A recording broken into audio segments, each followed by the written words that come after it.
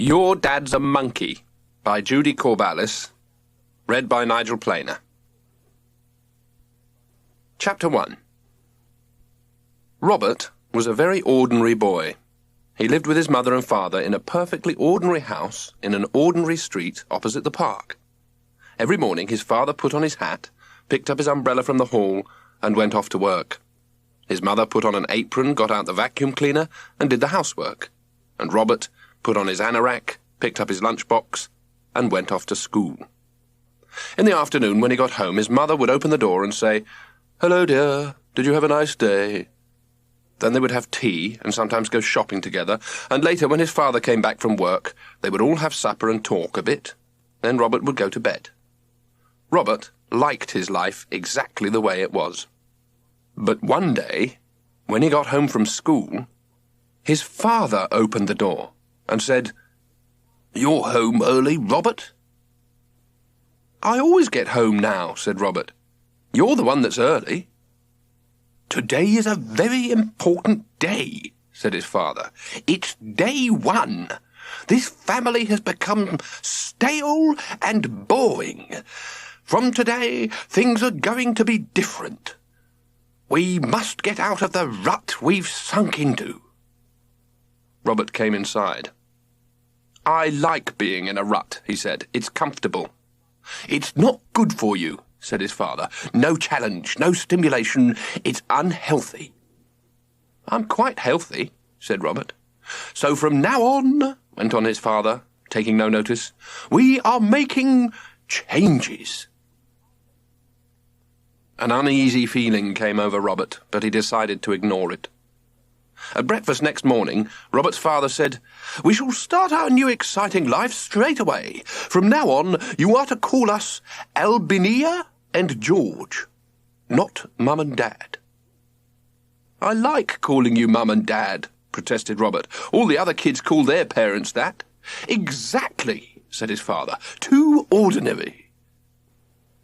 "George is old-fashioned," said Robert. "I'd feel silly calling you that." "George is a very good name," snapped his father. "And that's no way to speak to your father." "You just said we should have equality," said Robert. "Don't be cheeky," said George. "You're so argumentative, Robert." "I am not," said Robert indignantly. "There you go again," sighed his father. "Most boys would be pleased to be allowed to call their parents by their names."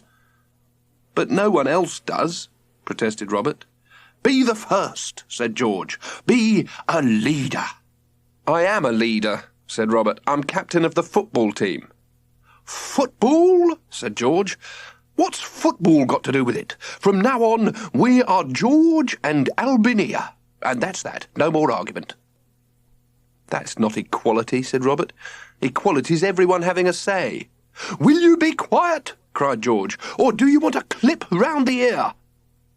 Robert glowered at his father. "Equality," he snorted under his breath. "Huh." They finished breakfast in silence. Then Robert watched George put on his hat and pick up his umbrella, and Albinia put on her apron and get out the vacuum cleaner, and he went off to school, feeling a bit more worried than he had yesterday.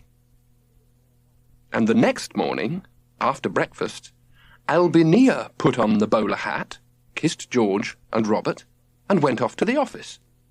George put on the apron and started on the housework, and Robert crept off to school feeling very worried indeed.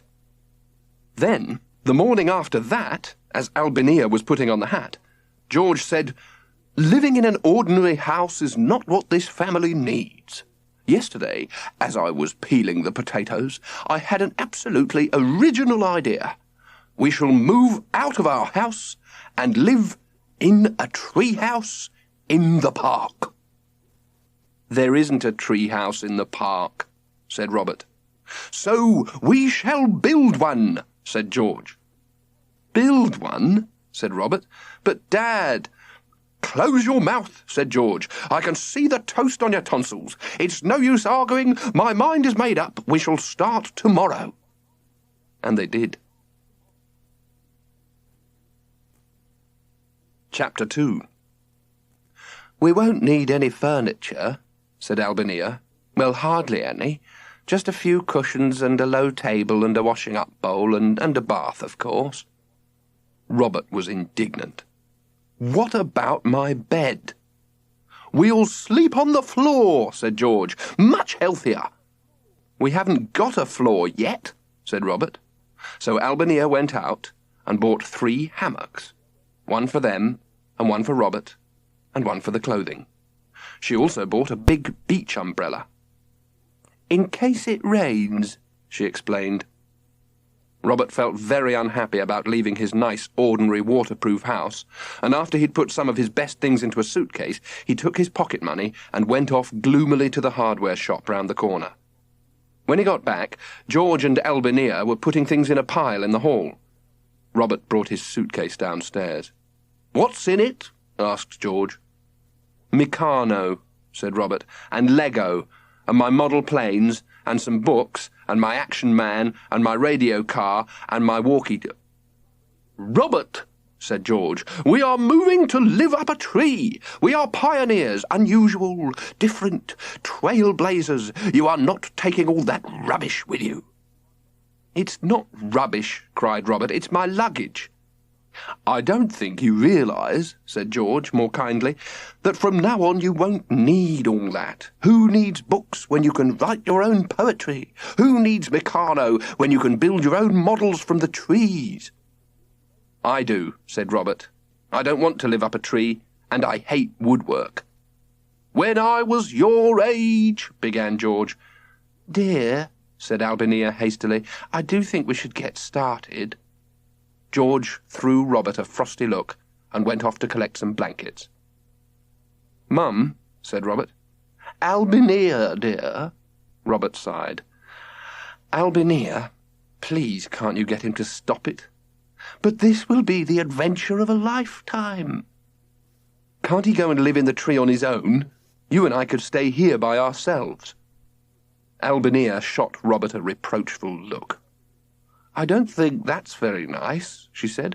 "Of course I want to live up a tree. It'll be terribly exciting, and you certainly can't stay here on your own, so you'll just have to make the best of it." "I'd like to murder them," thought Robert. "What'll the others say to me at school?" And aloud he said, "I don't want to live up a tree." "We heard you the first time," said George, coming back downstairs. "That's just too bad. Now, start helping Albinia and me to carry these things over to our new home." Chapter 3. In 2 hours, they had all their things under the largest tree in the park, and it was lunchtime. Albinia opened the sardines in the cake tin, and they sat under their new home to eat.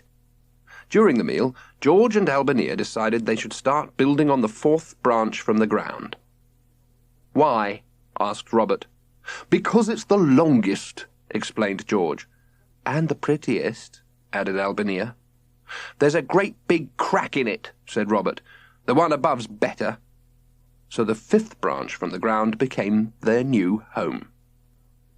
All afternoon they hung clothing and towels from the tree, rigged up a rope ladder, and nailed up a small wooden platform for the tin bath. "How do we fill it?" asked Robert. "With a hose, of course," said George. "I'm going to run one from that park tap over there." "That's only a cold water tap," said Robert. "We'll have cold water baths," said George. "It's much healthier, and besides, living outdoors all the time, we won't feel the cold." Robert was outraged. "I'm going to go back and take baths in the old house," he announced loudly. "You can't, dear," said Albinia. "I've switched the boiler off." Robert kicked viciously at a tin can that was lying nearby. "Don't do that," said Albinia. "Put it in the rubbish bin." "I didn't drop it," said Robert. "Don't answer back," said George. "Do as you're told." George was not feeling well. He was not used to sardines and cake for lunch, and his stomach hurt. He wished Albinia had been able to make a healthy salad, but she'd been too busy. "Get along now, Robert," he said crossly. "Hurry up!" Robert pulled a face behind George's back. "He's mad," he muttered to himself, as he kicked the can towards the bin. "They're both mad. My parents have gone bonkers." "Pick that can up this minute!" boomed a loud voice. Robert looked up, startled. The park keeper was striding towards him. "I'm kicking it over to the litter bin," he explained. "It's not my can either. Someone else dropped it." "Oh, yes," said the park keeper, "and you're just kicking it along out of the goodness of your heart?" "That's right," said Robert. "Don't you give me lip," said the keeper threateningly. "I've got enough on my plate with that lot over there." And he pointed at George and Albinia's tree. "Littering up the park with buckets and hammocks and whatnot. It's a disgrace. Nailed up a platform they have. Look at it. A bath up a tree. I asked you, they must be raving mad." Robert put the can in the rubbish bin. "They'll be taking it down as soon as I get hold of them," went on the park keeper, straightening his jacket and cap. Robert brightened. "Will they?" "They certainly will," promised the park keeper. "The cheek of it, moving in to live in one of my trees." "Well, what if they won't go?" asked Robert. "Have to, won't they?" said the park keeper. "It's against regulations." Robert thought quickly. "I have to be off now," he said. "Bye." "Bye," said the keeper. "Watch your litter." Robert slipped off behind some bushes where he could watch what was going on without being seen. The park keeper strode up to the tree. "Oi!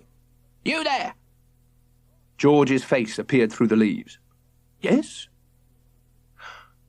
"What do you mean by squatting up my tree? You're breaking regulations, you are," called the park keeper. "Nonsense," said George. "This is a free country, and I can live wherever I choose." "Not in my park, you can't," shouted the park keeper. "You leave right now and take all that rubbish with you." "That rubbish is my furniture," said George, "and I have no intention of moving any of it, or of leaving my new home." "You come on down here this minute," bellowed the keeper. "I'm getting the law on you." George was unmoved. "Did you hear me?" yelled the keeper. "My good man," said George kindly, "I have no idea why you should feel so upset." "No idea?" spluttered the keeper. "I like that. Living up one of my trees like some orangutan, and he says he's got no idea why I should feel upset. It's against the law what you're doing." "It most certainly is not," said George. "I've checked the bylaws thoroughly, and I'm perfectly within my legal rights to live up any tree I choose." "You've got to be crazy to choose to live up a tree in the first place," shouted the park keeper. "A lunatic, that's what you are. Deranged." George looked pityingly down at him. "We are pioneers of New Age life, living back to nature side by side with art. In a very short time, every tree in this park will be colonized by families who have followed our lead." Albinia poked her head through the leaves. "I'm amazed they let him loose," said the keeper. "Are you his minder, then?" Albinia looked upset. "You take him off out of here and all his hammocks and buckets and whatnots," said the keeper. "Right away. And that's an order." And he strode furiously away, muttering. Behind the bushes, Robert grinned to himself. "What a horrible man," said Albinia. "We have to expect it, I'm afraid," said George. "The man's a Philistine, no feeling for the real life at all." "Can he force us to leave?" asked Albinia. "Not at all," said George. "There's nothing in the bylaws to stop us. We're perfectly legally entitled to be here. This is my new home, and here I intend to stay." Behind the bushes, Robert's heart sank. Chapter 4.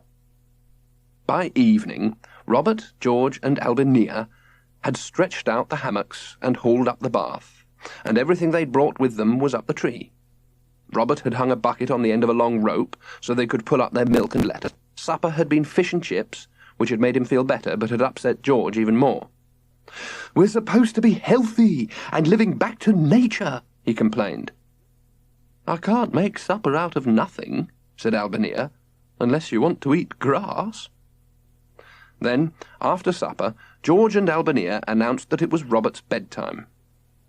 "But it's only 7:30, protested Robert. "My bedtime's 8:30. "Not any more," said Albania. "Not now we're living out of doors." "You'll be up with the sun at dawn," said George, "just like the rest of nature's creatures." "But I want to watch TV.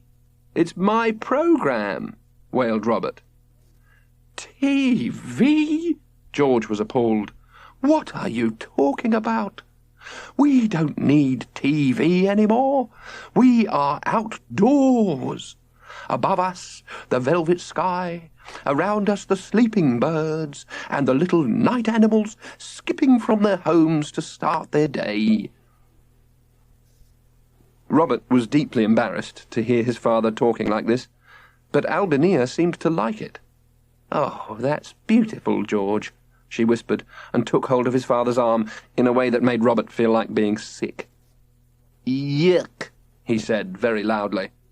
His parents looked at him. "Go to bed now," ordered George, and Robert slunk off to his hammock, feeling miserable and wronged. He lay in the dark for what seemed like a very long time. It was chilly and rather damp, and there was a cold draught round his ears. The hammock wasn't very comfortable either, and when he turned over there wasn't much room at the edges. Robert thought about his old bed that he'd been sleeping in just yesterday. It was warm and comfortable, and the room was nice too. He had posters on the walls, and models on his bookshelf, and his computer was... His thoughts were interrupted by the sounds of George and Albania going to bed. He heard them getting into their hammock. "Tomorrow," said George, "we begin to build our new home." "Isn't that exciting?" said Albania. "No," called Robert from his hammock. "I liked the old home best." Albania and George ignored this. George inhaled deeply. "Oh," he breathed. "Smell those glorious leaves." "A little one dropped gently on my face," murmured Albania.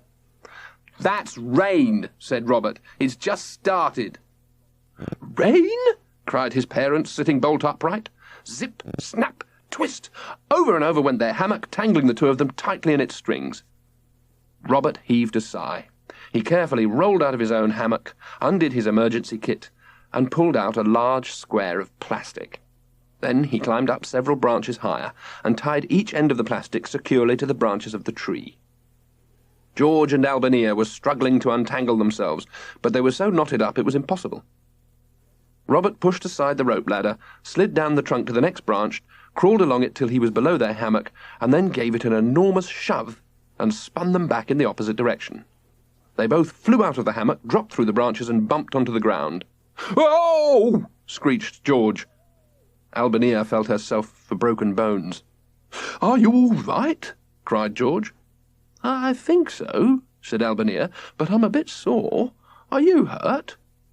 "I've wrenched my arm," said George, annoyed. "That damned hammock! I'm covered in muck and rubbish." From above them, they heard Robert's voice floating down. "It's all right," he said. "It's just good natural earth." And as he heard them scrambling up the trunk, he climbed back into his own hammock and pulled his pillow over his head and went to sleep. Chapter 5. Next day was Sunday. George and Albania were still asleep when Robert woke up. For a minute he couldn't think where he was, and then he remembered, and his heart sank. He peered through the branches. It had stopped raining, but was still very muddy underfoot. He got out of the hammock carefully, stood in the bath and put his clothes on. Then he quickly opened the cake tin, fished out the last piece of cake, and drank the rest of the milk. The sun was quite high in the sky, although it wasn't very bright, and there seemed to be rather a lot of people wandering and strolling in the park already. What if someone recognized him? What was he going to tell them at school? Well, today was Sunday, so he had a whole day to think about it. Sunday. Robert started. That was the day Grandmother Williams came to lunch. Every Sunday she arrived at 11, ready to eat at midday. He had a feeling she wouldn't be too pleased with sardines for lunch, and he'd eaten all the cake. Maybe she wouldn't come now that they were living up the tree. She might not know where to find them. He looked over towards the old house and saw her standing at the gate talking to Mr. Dix, their next-door neighbour. Mr. Dix was pointing at the tree. Even from this distance, Grandmother Williams didn't look too pleased. Robert climbed up 2 more branches to get a better view. Grandmother Williams came marching across the park, clutching her umbrella and her carpet bag. He decided to stay where he was. She appeared under the tree. "George!" she shouted. There was silence. Then, from the 5th branch came the sound of a groan. Robert's father peered through the branches. Mud and bits of leaf and twig were still stuck to his hair. "Come down here at once!" thundered Grandmother Williams. Albinia and George scrambled down. They looked dreadfully muddy and tired. Grandmother Williams was short and fat and furious. She brandished her umbrella angrily at George. "What is the meaning of this?" she demanded. "I've never heard such nonsense and goings-on in all my life. A grown-up man and his wife and child living up a tree like apes. I am not having it. I refuse to visit my only daughter's family up a tree." "We're living back to nature," explained George. "Back to nature?"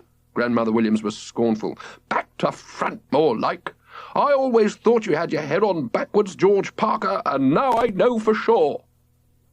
Albinia put a timid hand on her mother's sleeve.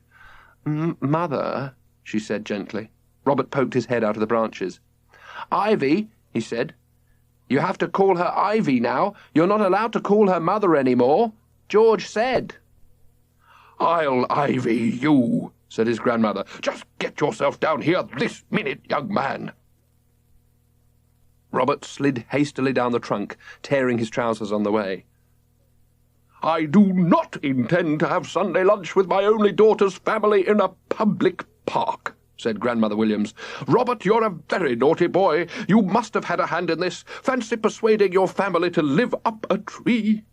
She turned to George and Albinia. "You should have known better. I'm astounded at you."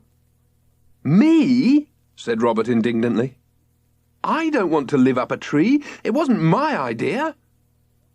"It was mine," said George. "This family was boring and uninteresting. It was time for a change." "When this family decides to come to its senses and live in a house again, let me know," snapped Grandmother Williams. "In the meantime, I shall not be visiting you."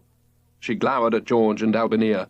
"You're utterly irresponsible allowing Robert to persuade you into this," she said crossly, and before they had time to answer, she turned and strode away out of the park. Chapter 6. Albinia was upset. "I've never seen Mother like that," she said. "You have to call her Ivy," said Robert. "Be quiet, Robert," said George. "But you said—" began Robert. "I know what I said," said George crabbily. "Just shut up for a minute." He put his arm round Albinia. "She'll get used to the idea," he said. "She'll be proud to be related to us when she sees how original and interesting we are." "We'd better get started then," said Robert. George reached out to clip Robert's ear, but Robert was too quick for him. Albinia continued to look doubtful. "Let's have a cup of tea," suggested George. "There's no milk," said Robert. "It's all right," said Albinia. "I left a note for the milkman, and I can see the milk float over there now." "Did you ask him to deliver it to the tree?" said George. "Of course," said Albinia, and they climbed back up the trunk to put the water on to boil on the camping stove. "Hello!" shouted a voice from below. There stood the milkman, holding the note and peering up into the branches. "Over here!" shouted George. "Same as usual. 3 pints of milk, 2 yoghurts, and an orange juice, please." "Oh, sorry, Gov," said the milkman. "Can't do it. No rules about having to deliver up trees, I'm afraid." "But it's simple," explained Albinia. "You just put the order into that bucket there, and we pull up the rope." "Oh, too dangerous," said the milkman. "Suppose a bottle fell out and smashed on someone's head, what then, "We'll be careful," said Albinia. "Can't do it, love," said the milkman. The company'd hold me responsible if anything happened. You'll have to buy it at the corner shop. Sorry." And he went away, whistling. "Just pop down to the shop and get 2 pints, will you?" said George to Robert. "I don't want to," said Robert. "The exercise is good for you," said George. "Why don't you go, then?" asked Robert. "Don't be rude," said George, "and arrange for the shop to deliver a newspaper as well, please." "I'm not rude," said Robert. "I just don't want to go." But he slid down the trunk and stumped off to the shop. "Morning, Robert," said the shopman. "Morning," mumbled Robert. 3 pints of milk, please." "Here you are," said the shopman, putting them on the counter. "And I've come about the paper," went on Robert. "Oh, take it with you," said the shopman. "Delivery girl's late this morning." "It's about the delivery," said Robert, going pink. My dad, he—" "Yes?" said the shopman. "What is it?" "We've moved," said Robert desperately, "so we need the paper at our new place." The door at the back of the shop opened, and a girl of Robert's age appeared in the doorway. "Can I have a Mars bar, Dad?" She noticed Robert. "Hi, Robert." Robert went bright red. "Robert's moved," said her father. "Didn't know your parents were planning a change of house. Your mother was in here last week, but she never mentioned it." "We just moved yesterday," said Robert. "We went suddenly." "What's the new address, then?" said the shopman. "I'll put it in the delivery book." He lifted down a big black book from the shelf. Robert went an even brighter red. It's A woman came into the shop behind him. "Hurry up now," said the shopman. "I haven't got all day." We've moved to live up a tree," blurted out Robert. "And Dad, he wants you to deliver our paper up the tree from now on. It's the big one with the platform, and there's a bucket on a rope underneath to put the paper in." The girl began to giggle. "Deliver your paper up a tree?" said the shopman. "Are you trying to be smart with me, Robert?" "No," said Robert, looking at his feet. "I'm not, honestly. It's true. We do live up a tree now." "Oh, stop all that nonsense this minute," said the shopman angrily. "Take your milk and get along." Robert raced out of the shop, red and angry. "You can go yourself and explain," he shouted as he climbed up the ladder. "I'm not going again. And his girl's in my class at school. She'll tell everyone tomorrow." "And they'll all think you're very lucky," soothed Albania. "Humph," said Robert. "That's all you know." End of Side 1. Side 2. Chapter 7. Next morning, Robert got himself ready for school. It was difficult washing and dressing up a tree, but yesterday, after Grandmother Williams had gone, he and George and Albania had built the main platform of their house, and Robert had tied another piece of plastic securely above it to keep the rain out. It was cold in amongst the leaves. Robert shivered. He wasn't looking forward to going to school. Everyone would have heard about his new home by now. Cindy from the corner shop would have told all her friends. "I'll just have to pretend I like it," he decided. He poured milk on some cornflakes, added a banana, ate them, then started down the trunk with his school things. Albania had given him some money to buy his lunch. "Just this once," she'd said. His parents seemed to be still asleep in their hammock. "Lazy things," thought Robert. Albania opened her eyes. "Goodbye, dear," she called. Robert pretended not to hear her. "Robert," said George, yawning, "your mother's speaking to you." "She's going to be late for work," muttered Robert. "Work?" said George. "She's not going to work again, and neither am I. We gave all that up when we left that boring life we had before." Robert brightened. He began climbing back up the trunk. "So I don't have to go to school either?" "Of course you do," said George and Albania together. "Why?" demanded Robert. "You aren't going to work, so why should I have to go to school?" "School's quite different from work," explained Albania. "I don't see why," said Robert. "We work really hard at my school." "And besides," said George, "we are grown up. You are still a child. I had to go to school, and so did Albania, and so do you." "That's not equality," cried Robert. "Stop raving on about equality," said George. "It's far too early in the morning." "You said we were going to have equality," bellowed Robert. "You said—" "Oh, for goodness sake, don't be so literal-minded," said George, rolling over in the hammock. "Well, I'm not going to school," said Robert, "and that's all there is to it." George sat up carefully in his hammock. "You're going to school right now, this minute," he said, meaningly, "unless you want me to help you on your way." Robert glowered at his father. "Huh," he snorted, and slid down the trunk, tearing his socks on purpose on the way down. He had just set off across the park when a thought struck him. "If you don't go to work, how will you get money?" he called up into the branches. George's head protruded amongst the leaves. "Money?" he said disdainfully. "We don't need money. Albania is going to catch fish, and I am going to go bird-watching." Robert was puzzled. "I don't see how bird-watching's going to help us get food."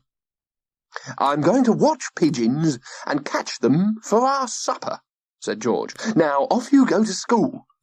And he withdrew his head. Robert stamped angrily along the park paths. The park-keeper appeared round the corner. "Morning," he called. Robert grunted. "Not very civil this morning," remarked the park-keeper. "You wouldn't be civil either if you had my life," muttered Robert. But the keeper didn't hear him.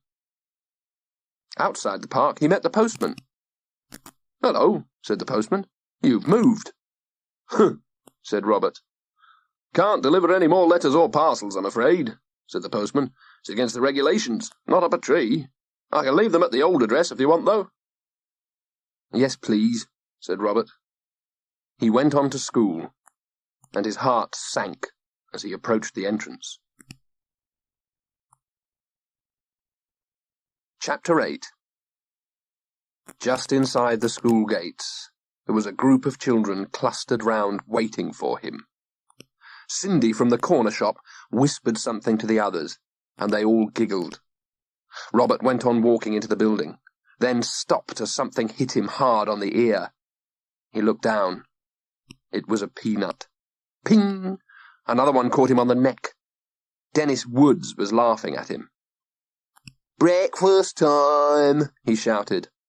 Another volley of peanuts hit Robert as everyone started throwing. He stood there dazed and embarrassed and angry. "Here," said Jason, and he raced up to Robert. "A banana! Eat it up, ape man!" "Shut up!" shouted Robert.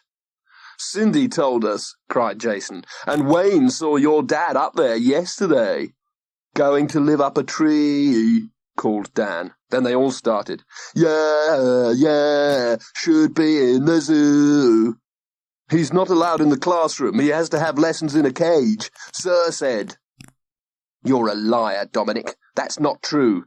"Peanuts! Tarzan! Monkey in a tree!" And Dennis said nastily, "Your dad's a monkey, that's what. He isn't a human being like our dads. He's a monkey." Yeah, your dad's a monkey," everyone shouted. "He's not," cried Robert. "Shut up!" And at that moment Jemima came in the gates. Robert didn't like girls much, but Jemima was a bit different. She was the tallest in the class, and she really was the best scorer in the football team. Sir called her the Amazon. Jemima liked Robert, though he didn't know why. She'd even asked him to her birthday party. Robert had refused to go, but she didn't mind. If Jemima liked you, that was enough for her. As soon as she came in the gates, she saw what was going on. She went up to Jason and Dennis. "You want me to beat you up?"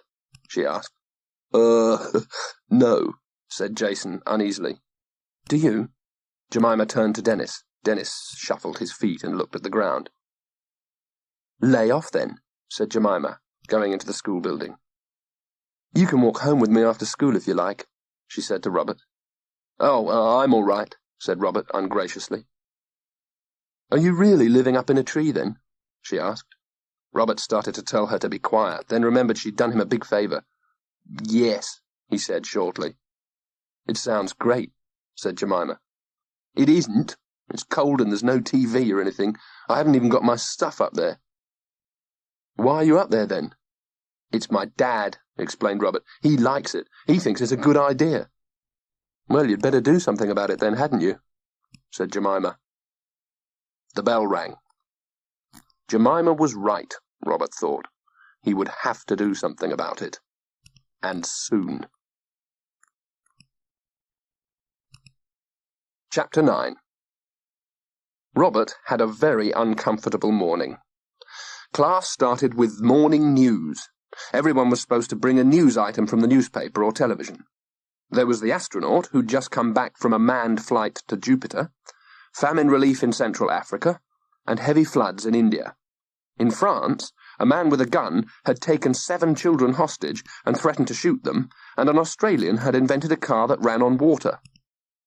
Sir was very pleased. "You've done very well," he said. "Sir, Mr. Keene, sir," said Dennis, putting up his hand. "What is it, Dennis?" "I know some local news, sir. Something really interesting." "Tell us, then," said Mr. Keene, "and quick about it. I want to get that maths homework marked before break." "Sir, it's interesting, sir." "All right," said Mr. Keene, "get on with it." "It's Robert, sir. His dad's taken them to live up a tree." "His dad's a monkey, sir," called Wayne. Mr. Keene was angry. Robert sat looking red and hot. Jemima raised her fist at Wayne behind Dominic's back. "Be quiet, you lot," bellowed Mr. Keene. "And Wayne, you can stay in at break and sweep the classroom." "But it's true, sir. It's—" "Quiet!" roared Mr. Keene. "Get out your maths books and not a word from any of you."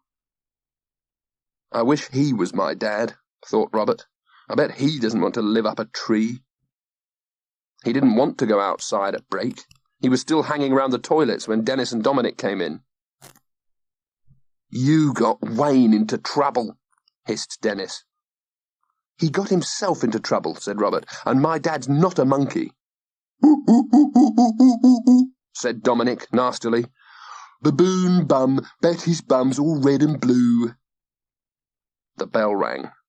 As they went to line up, some of the kids stood scratching their armpits and making monkey noises. "Settle down, Mr. Keene's class," said Mrs. Wright, who was on playground duty. After playtime, it was PE in the hall. Robert was good at gym. He swung on the rope and climbed right to the top. "Look at the monkey climbing up the ropes," hissed Andy. Robert felt hurt. Andy was supposed to be his friend. He slid down the rope. Andy moved away to stand next to Ben and Dominic.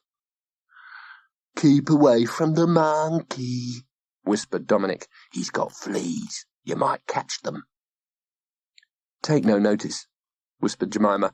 "You can bring your lunch home to my place if you like." Robert ignored her. Mr. Keene divided them into teams for activities. Vaulting the horse, climbing the bars, walking the upturned benches, using the ropes and tumbling on the mats. When he blew his whistle, each team had to run to the next activity and line up there. "Without talking," said Mr. Keene. Because Robert was good at gym, everyone always wanted him in their team. Usually he got picked straight away, but today was different. Nobody wanted to choose him. Dominic chose Cyril Prosser, who couldn't even walk along a bench without falling off, and left Robert out. Cyril looked at Dominic in surprise. "Robert!" It was Hannah. Robert looked at Mr. Keene. "I don't want to, sir. It's all girls in her team." "It won't be all girls when you're in it, will it, Robert?" said Mr. Keene. "But, sir—" "This smacks of rampant sexism," said Mr. Keene, with a grin. "In another few years you'll be desperate to be in their team, I can tell you." Robert threw the teacher a sullen look. "Quick, get a move on, over there with Hannah and the beauties," said Mr. Keene. As Robert sulked his way over, he caught sight of Dominic doing a monkey imitation behind Sir's back. "Your dad's a monkey," mouthed Dominic silently. Robert pulled a face at him, but not quickly enough. Mr. Keene swung round. "What is all this?" he demanded. "Sir, Dominic was making fun of him," said Hannah. "Right," said Mr. Keene. "Any trouble, one peep out of any of you, and the lot of you stay in for the afternoon playtime. Got that?" Everyone stood quietly. "Now get on with it. I'm going to blow the whistle and you all get started, and no monkey business!" This was too much for everyone. All of them, except Robert, burst into hysterical giggles. Mr. Keene was livid. "I don't know what's the matter with you lot, and I don't care, but you're spending afternoon playtime in the classroom with me doing extra maths." Everyone stopped giggling. Mr. Keene blew the whistle, and in dead silence, the teams started their activities. "That was your fault," said Dennis viciously, as they went to get changed afterwards. "If your dad didn't live up a tree like a monkey, none of us would have had to stay in later." "It was Dominic's fault," said Robert. "He was the one that was talking and being stupid, and I've got to stay in as well." "Your dad's a monkey, a monkey, a monkey," hissed Andy. Robert gritted his teeth as he pulled off his shirt. Chapter 10. After school, he grabbed his things as quickly as he could and set off for home. He bumped into Jemima by the gates. She walked some of the way with him. "I'm going to karate," she said. "Dan's going to meet me by the park." Dan was her big brother, and a karate champion. "I wish I knew karate," said Robert. "You're not allowed to use it for fighting people you don't like," said Jemima. "I would, though," said Robert, "only I don't know how to do it." "You should come to the class," said Jemima. They were getting near the park gates and Robert's old house. "Which tree is it?" Jemima asked. Robert pointed vaguely. Over there." "Can I come and see it?" "Tomorrow," said Robert. "You'd better not keep Dan waiting." "He's not here yet. I could come now." Robert sighed. He might as well show her. All the kids would be bound to come and look sooner or later, and at least she hadn't teased him. He took her to the bottom of the tree and looked up. There was no sign of George or Albania. They shinned up the trunk. "It's quite nice for a tree house," said Jemima, as they stood on the platform. "But not for a real house." "I know, that's what I keep telling them, but they won't listen." "What about your mum?" "She likes it too." "They must be a bit crazy," said Jemima. "They are," said Robert. "My dad's even stopped working." "Have you got a biscuit?" asked Jemima. Robert hunted around, found a packet, and gave them 2 each. Jemima pulled on the rope holding the bucket. "Oh, that's good," she said. "Yes," said Robert, "but we don't use it much. They won't deliver milk or papers to us any more." Jemima looked thoughtful. She dropped the rope, and the bucket clanged as it landed on the ground. "So what are you going to do?" she said. "I don't know," said Robert miserably. Jemima looked through the branches. "I can see Dan," she said. "He's over there by the gates. I'd better go. Bye." She slid down the trunk, then looked back up. "Do you want me to try and help you think of something?" "Oh, yes, please," said Robert. "Bye." "Bye." And she ran off. Robert waved through the branches. It felt a bit lonely when she'd gone. He looked round for a note from George or Albania, but there wasn't one. Robert remembered how he and Albania used to have tea in their real house after school, and he felt a lump in his throat.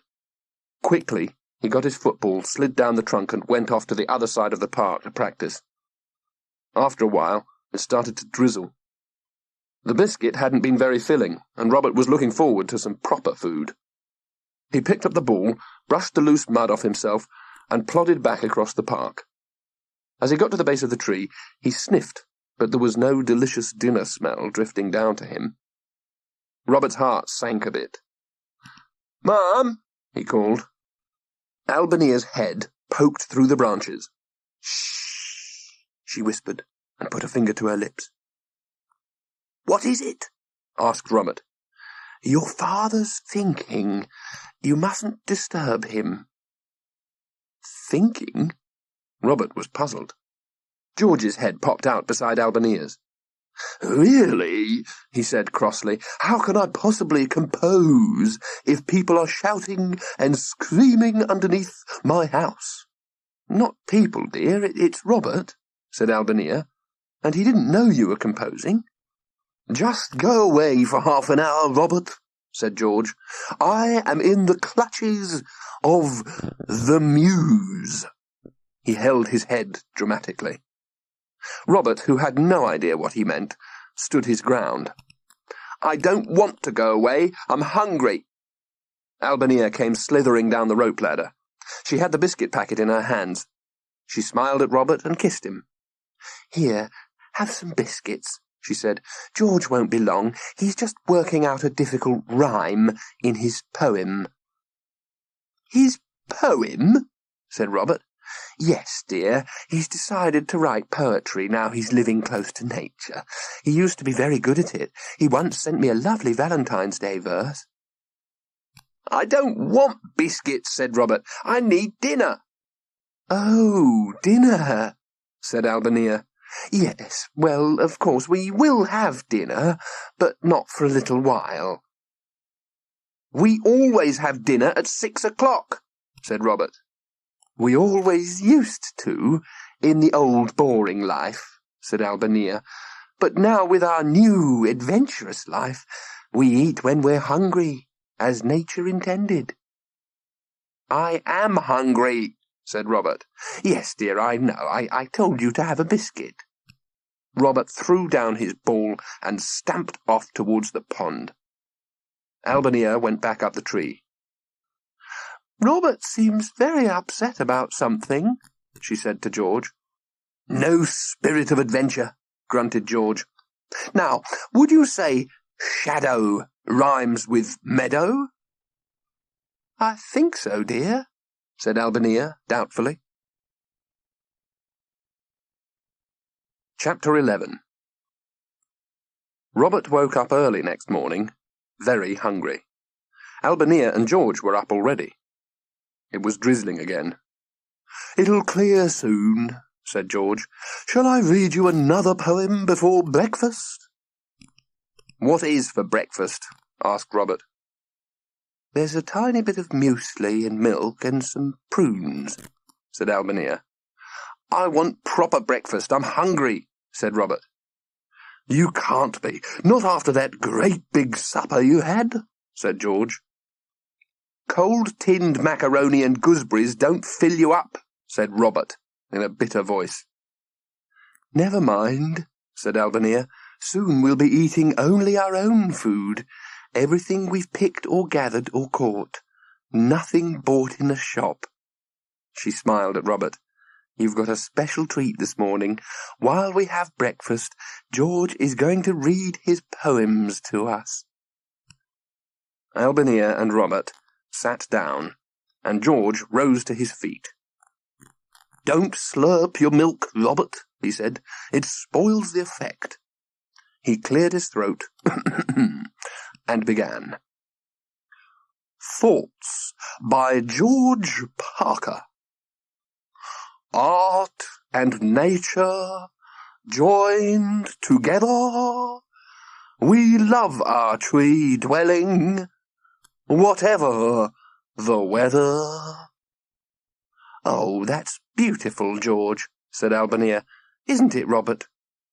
"More milk, please," said Robert. "Oh dear, we seem to be out of it," said Albania. "Go on, George." George looked pleased. He cleared his throat again. How beautiful, by George Parker. How beautiful to sit upon the bough, here and now, and see the little birdies peeking through, looking at me and you, and Robert too. Verse 2. How beautiful to live in nature's arms, amidst her charms. How very, very foolish we would be to leave this tree, we happy three. That's dedicated to you, he said to Albania. She blushed. You are romantic, she said softly. Happy three, said Robert. I'm not happy. I hate it here. Robert, cried Albania, that's disloyal, and after all we've done for you. I should think you'd be pleased to have a father who's a poet, said George. I don't understand you, Robert, really I don't. I was thinking of offering to come and read my poems to your class at school, but I certainly won't now. Beads of sweat stood out on Robert's forehead. His father in school, reading that terrible poetry. Things were getting worse. He sat still without saying anything. I think you'd better be going off to school, said Albania.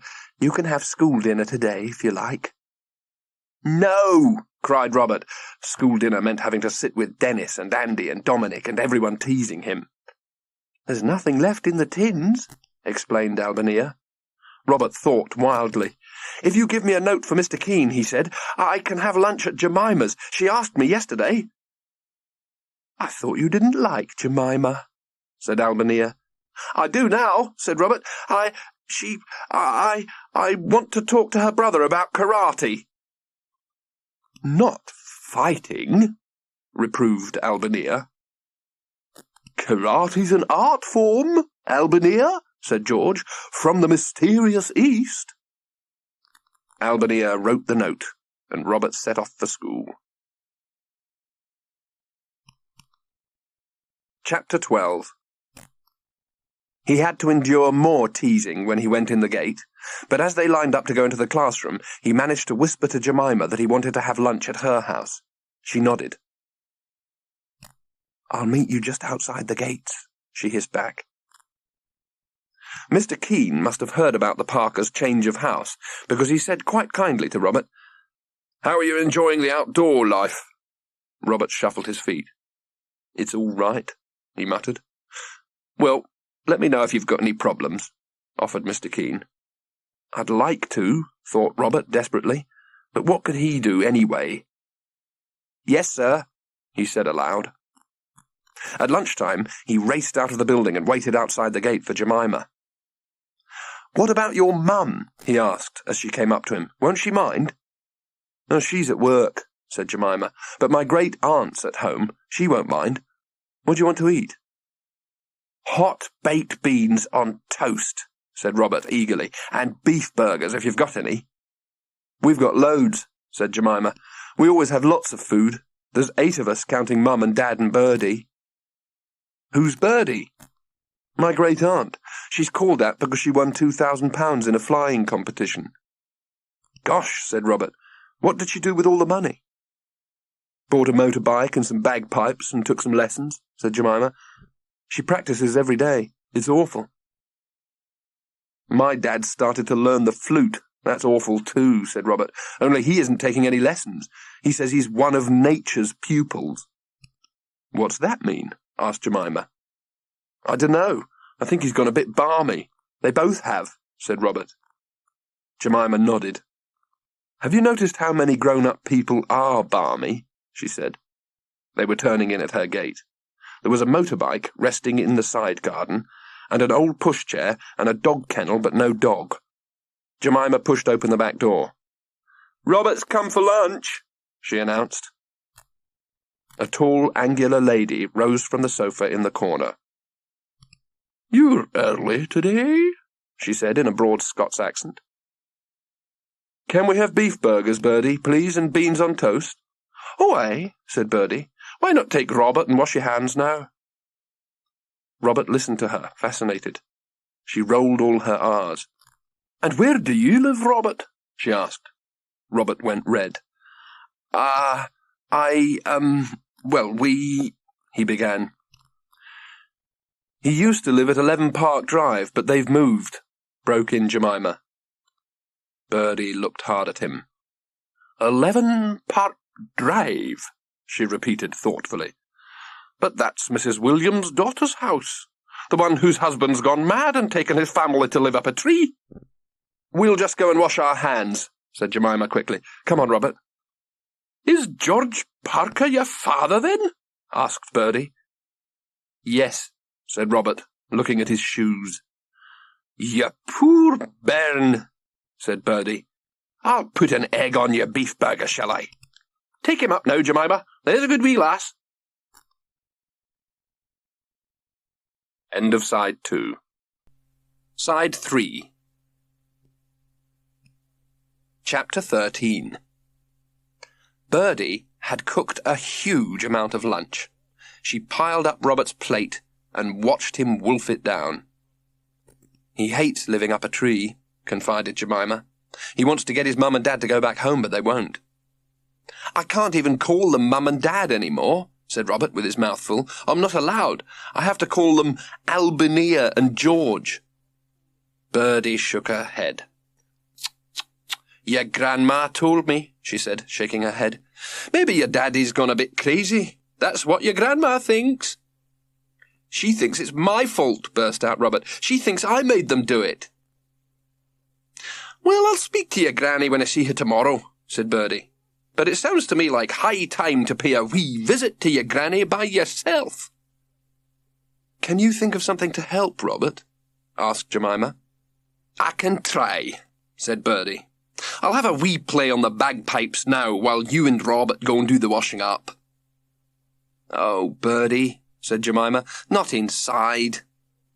Oh, stop your complaining now, said Bertie, and she picked up the bagpipes from behind the sofa. A plaintive, droning sound reverberated round the kitchen.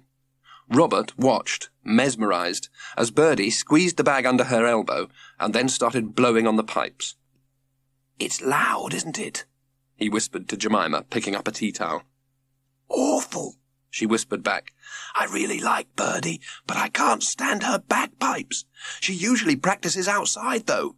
Here, I've done this plate. She passed him a plate to dry, and as she did so, a thought struck her. I've just had a brilliant idea, she announced. Absolutely brilliant. Bertie put the pipes down. You'd better be telling us then, she said. Well, said Jemima, it won't work on its own. Robert'll still have to find some other way of getting his parents out of the tree, but it's bound to help. Now, this is what it is. Chapter 14. Robert went home feeling much better.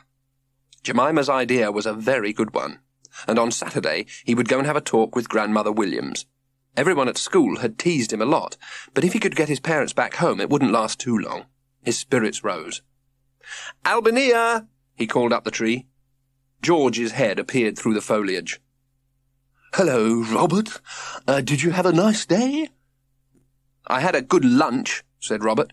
Beef burgers and eggs and baked beans on toast and... Just for a moment, George looked extremely hungry and quite envious. Not very healthy, he said. Not like the food here. Cold macaroni? Asked Robert. No, fish, said George.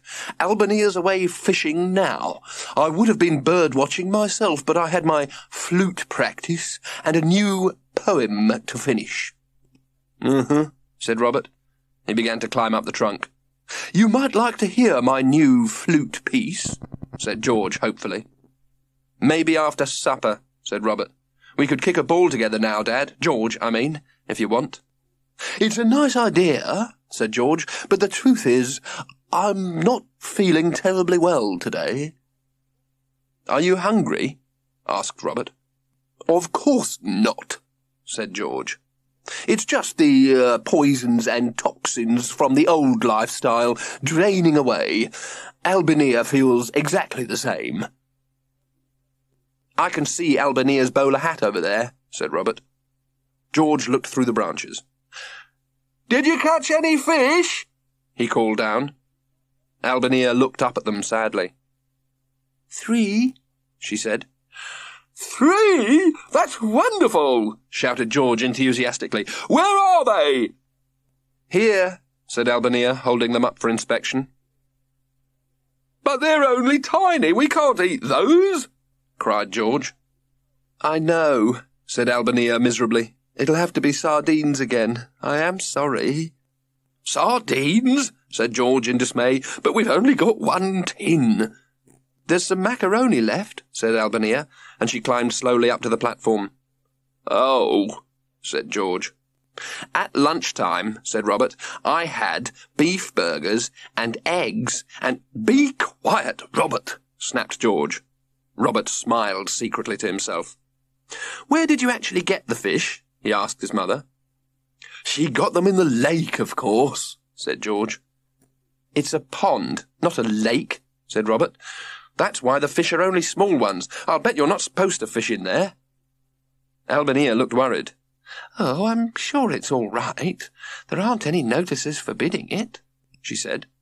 Of course it's all right, said George, and I wish you'd sort out supper, Albania, instead of listening to Robert glooming on. Albania was annoyed. I don't see what's to stop you doing something about supper yourself, she said coldly. You don't seem to have done much towards the hunting and gathering of the food. You don't seem to realise the shortage of available birds, said George. I suppose they sense the presence of a hunter around and make themselves scarce. There was a rustling in the branches. Robert looked up. There's a pigeon over there, he said. Where? Said George. Right near the top of the tree, said Robert. It's been there ages. I think it's making a nest. Get the binoculars, cried his father. Quickly, they're over there. I'll keep watch on the— Ow! He clutched his left eye and hopped up and down. Get a handkerchief, quick, he shouted. I might be blinded for life. And stop laughing! It's not funny! Robert and Albania were giggling helplessly. It's only bird dropping, said Robert through his laughter. It won't hurt you. Disgusting, said George. That wretched bird did it on purpose. It's a good shot, said Robert. I wish it was in our football team. Really? Spluttered his father, still wiping his eye. Robert smiled to himself. Living up a tree had some compensations after all. Chapter 15. Next morning they were woken by a dreadful commotion. A wailing, howling sound filtered through the dawn air with long, slow notes shrilling over the top of it. Robert sat bolt upright, nearly falling out of the hammock. He peered out of the branches. There, below the tree, stood Birdie, practising her bagpipes. For a split second she winked at Robert, and then carried on. Albania's head pushed through the leaves. Do you have any idea what time it is? She cried furiously. It's 5 o'clock in the morning. Birdie took no notice and went on playing. George's enraged head appeared beside Albania's. Go home at once, he bellowed, and come back at a less ungodly hour. Oh, indeed I will not, called Birdie, stopping her piping for a minute. I've a right to practice here whenever I choose. But we live here. You're interrupting our sleep, shouted Albania. I don't come under your window piping and wailing, said George crossly. And I dinna choose to live up a tree, retorted Birdie. If you're so crazed you wish to live like monkeys, I'll no be stopping you. That's your own affair. I live in my own house and I have rights to my own garden. But you live in a public park, and I am a member of the public. I can come here whenever I want. You canna complain about me practising. And I'll have you know 'tis never wailing I am doing. 'Tis pure art. And she went on with her bagpiping. The woman's crazed, said George. How long do you think she'll go on with it? She's the aunt of a girl at my school, said Robert. She says her aunt practises for an hour twice a week. An hour? Snorted George. We may as well get up and start the day now. When there's a big competition, she practices every day, went on Robert. Albania put her head in her hands. "We'd better pray there's no big competitions coming up then," said George grimly. "Well, there's nothing we can do about it if she does play," said Albania. "She's got every right to come into the park whenever she wants." "Of course she hasn't," said George. "What ridiculous nonsense! I can see the park keeper over there. I'm going to lay a formal complaint." "I don't think that's wise," said Albania. "It's my right as a tree holder," said George importantly as he clambered down the ladder. He paused beside Birdie, who gave a particularly deafening blast on her pipes. "I'm afraid you leave me no alternative but to have you forcibly removed by the park authorities," he announced. Birdie lowered her bagpipes. "Go right ahead," she said. "'Tis on your own head." The park keeper came striding up. "What's all this about?" he demanded. "This woman," said George accusingly, "is disturbing the peace, and I must insist that you force her to leave the park at once." The park keeper drew himself up. "Disturbing what peace?" he asked. "There's been no peace in this park since you arrived."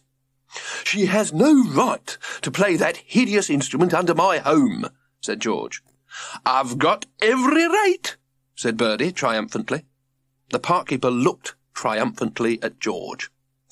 "This is a public park," he declared, "and as such is open at all specified times to any member of the public who may wish to pursue leisure activities therein. Rule 53, Section 8, Park Regulations, and if you choose to make your home up one of my trees, you'll just have to put up with it." "You can't possibly call playing the bagpipes a leisure activity," protested George. "This woman's a public nuisance." "Just because you don't appreciate music," said the park keeper, "you can't expect me to stop this lady from playing. She's quite right. She's got every right to be here." He turned to Birdie. "Carry on, madame," he said graciously. "Practice wherever and whenever you choose anywhere in the park. It's a pleasure to hear you." And he looked at George. "And if you have any problems with this man here, just let me know, madam." "As a matter of fact," said George, through clenched teeth, "I'm a musician myself, and I am particularly fond of music. I just don't happen to like the bagpipes at any time, and especially not in the early morning when I am trying to sleep." "Should have thought of that before you moved up a tree then, shouldn't you?" said the park keeper, walking off. "Good morning, madam." Birdie picked up her pipes and began to blow again. George climbed angrily back up the ladder. "It's outrageous," he spluttered. "Absolutely monstrous. I shall complain to the council." "You can't," said Albania wearily. "I told you, George, there's nothing to stop her. We'll just have to make the best of it. I may as well start fishing." "Here's your fishing rod," said George. Albania pulled on her clothes, ate a piece of dry bread, and put on the bowler hat. She kissed Robert and George goodbye and set off for the pond, carrying her rod and folding stool. "I don't think Albania's very happy, George," said Robert, loudly, over the continuing sound of the pipes. "Nonsense," said George. "She loves fishing every day. It's very healthy, much better than housework." "But she's only caught those 3 fish, and they were too small to eat," pointed out Robert. "She'll get better at it," said George. The bagpipes below gave a deafening blast. George slung his binoculars round his neck and kissed Robert. "I may as well get off bird-watching, then," he said. "Have a good day at school." "OK," said Robert, and he waved as his father slid down the trunk, glowered at Birdie, and set off across the park. When George and Albania were safely out of earshot, Birdie stopped playing and called up to Robert. He slid down the trunk. "Poor bairn," said Birdie. "I brought you a bit of oatcake and bacon. Do you think it worked?" "It was brilliant," said Robert. "Really good. And I'm going to see Grandmother Williams on Saturday." "Can you no go earlier?" "No," said Robert, "or they might find out. Saturday's safer." "Well, I'll be off now," said Birdie. "And good luck to you." "Will you come again?" asked Robert. "In 2 or 3 days," said Birdie. "Just long enough for them to think that I'm not coming." She giggled to herself and went off. "Bye," called Robert.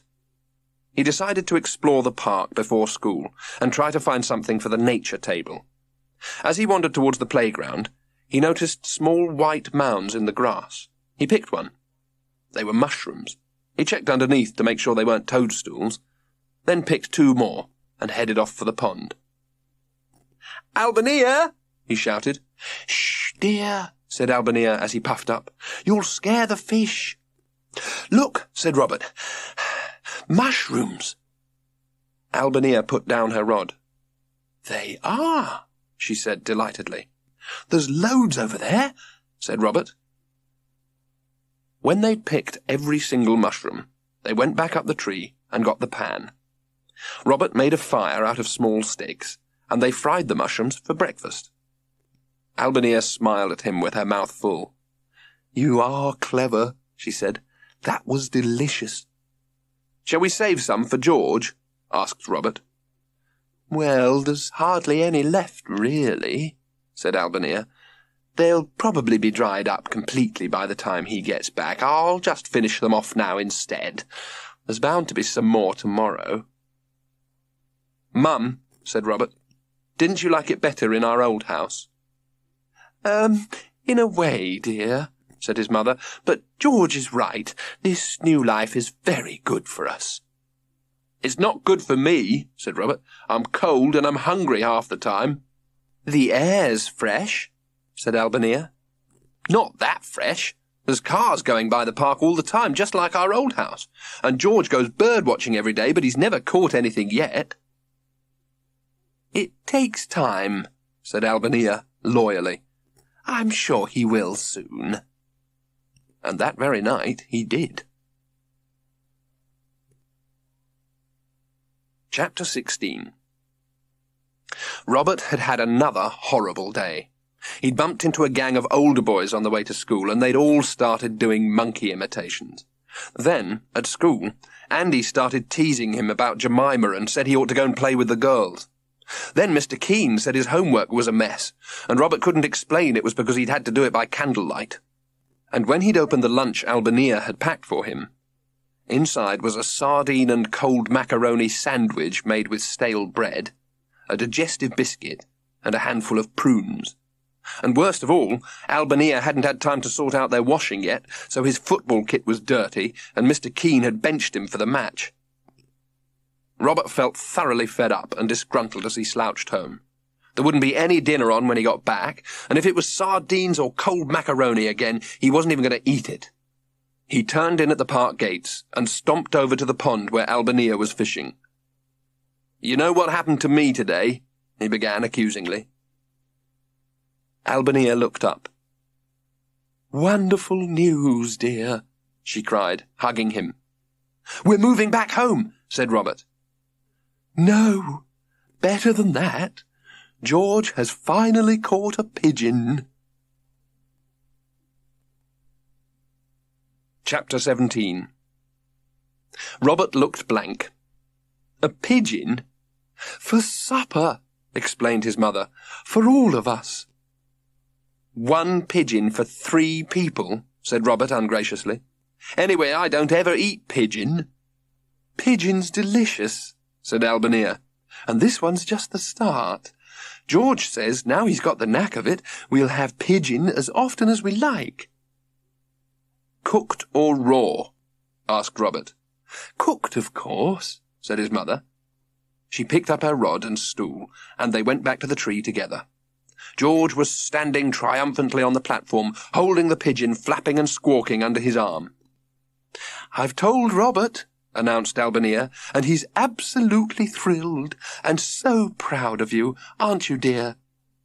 Robert said nothing. "Just like me," said Albania, and she kissed George. Robert looked away. "Well," said George, "I finally caught it, and this was really a tough one, I can tell you." "Tell Robert how you did it," said Albania. "It's all right," said Robert. "I don't mind not hearing." He turned to his mother. "I had a big problem at school today," he went on. "Mr. Keene "It was like this," interrupted George. "There was this enormous, juicy, plump pigeon roosting on a low branch when I suddenly spied it. I froze instantly. For Albania's sake and Robert's, I said to myself, I mustn't fail now." Albania looked at George admiringly. George went on. "I slipped up behind it, raised my hand slowly and cautiously, and then, suddenly, I struck. I seized it with one mighty movement and grabbed it by the leg." He paused. The pigeon let out a sad squawk. "And now," said George grandly, "we shall eat it." And he went to pass it to Albania. "But it's alive," she said in dismay. "Of course it's alive," said George. "Real pigeons always are. They don't lie about plucked with the legs tied together waiting for people to pick them up and cook them." "Who's going to kill it and pluck it, then?" asked Albania. "Not me," said Robert. "Nor me," said Albania. "I will," said the little red hen, and she did, said George. "Pass me the carving knife, Albania." "You can't do it with a carving knife," said Albania. "Of course I can," said George. "You can't," said Robert. "You have to wring its neck. They told us at Scouts." "All right," said George, annoyed. "I'll wring its wretched neck, then." He put the pigeon down for a moment to get a better grip on it. Immediately it flew off, clucking and screeching, to the next branch, just out of reach. George made a lunge for it, missed, and fell crashing through the branches. "Oh, are you all right?" screamed Albania. The park keeper strode up. "How dare you chase the park pigeons? I'll have the law on you," he threatened. George looked up. "I am not chasing park pigeons," he spluttered. "I am merely shooing a bird out of my home, and I'll thank you to leave me alone and stop bothering me." The park keeper walked off, muttering. George got to his feet and started in pursuit of the pigeon, which had flown to the ground and was strutting a few yards away. "You'll never be able to kill that pigeon, Dad," said Robert. "Look at the way it's looking at you." "My name is George," said George coldly, "and if you're trying to imply that your own father's too soft to kill a pigeon—" He broke off as the pigeon waddled back towards him. "Come on, come down and help me," he shouted, making another wild dive at the bird.